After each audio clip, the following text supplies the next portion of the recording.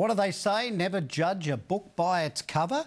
Well, I'm afraid we do, and it was never so evident as in our Today Tonight first impressions test. One dressed up, one dressed down. Who gets the best service and what happens when they swap looks? Lucy Polkinghorne has the answers.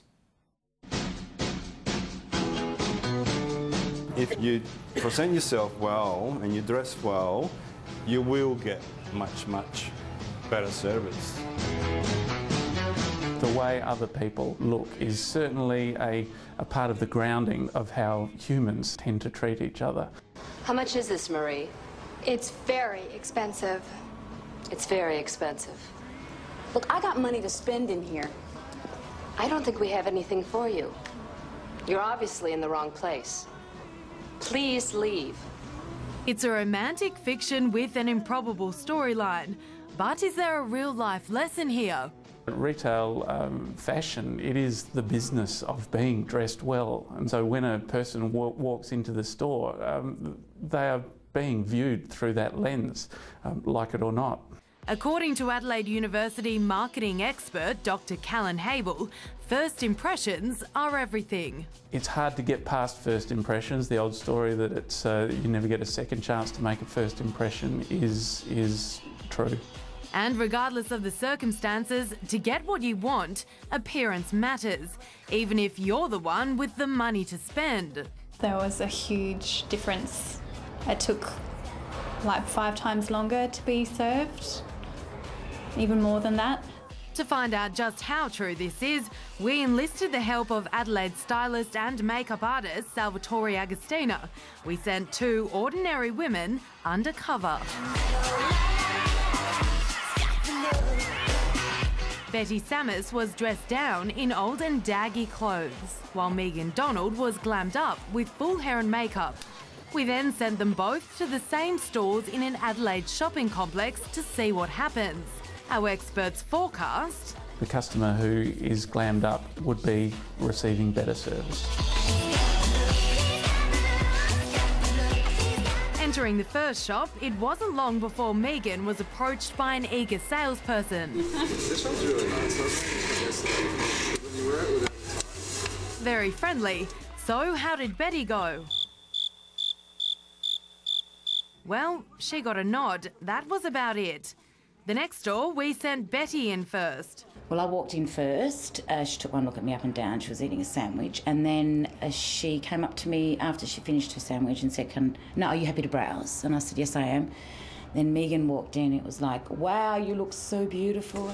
How are you? Good afternoon. Hello. Your name is Africa. You look smart. Oh, thank you. You look very nice. That comes in white and black, and it also comes in the French navy. Again, Betty was given the cold shoulder. Not surprising, according to Dr. Habel. I'm not surprised at all that quick judgments are made on fairly superficial characteristics, such as how we look. Third time lucky for Betty, perhaps? Maybe not. This assistant bypasses Betty and makes a beeline straight for Megan. I was just looking at prices. But still no acknowledgement, not even hello, nothing. And I walked out of that shop saying I've never been treated like this. That was the worst, I must say. I was actually quite upset. A daggy Betty and a done-up Megan visited a number of clothing stores. So how did they find the experience? But I've never been treated like that, and it was really, really horrible. But it just goes to show that it's the way you look. A stark contrast to how Megan felt.